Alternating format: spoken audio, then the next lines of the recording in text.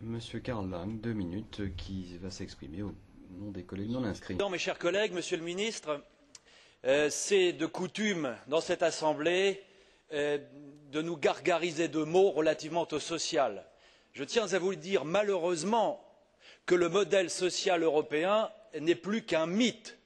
car la réalité sociale dans notre pays, la France en particulier, et dans ma région Nord-Pas-de-Calais tout particulièrement, c'est un état de régression sociale, d'angoisse sociale, de précarité sociale, de chômage de masse et de dénatalité, elle aussi tout à fait inquiétante et massive. Nous raisonnons comme si le modèle social des années 60 existait toujours, c'est-à-dire un modèle de financement social basé sur le plein emploi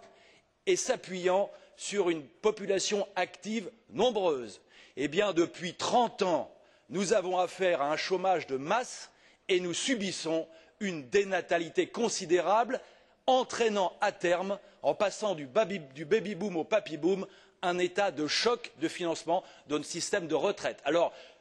je vous en conjure, cessons de considérer que nous devons défendre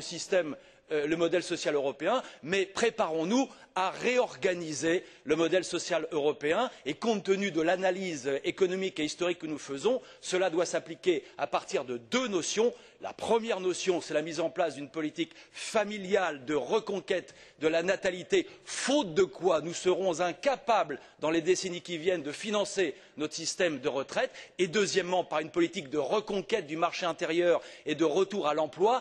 Pour reconquérir le marché intérieur au sein de l'Union européenne, nous devrons réindustrialiser et malheureusement, si nous continuons à nous soumettre au dogme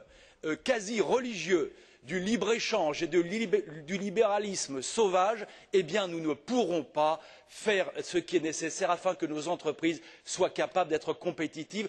dans notre propre marché intérieur. Voilà pourquoi c'est autour de cette notion de préférence nationale et communautaire et de protection nationale et communautaire que nous devrons axer dans l'avenir notre engagement et notre exigence de reconquête sociale.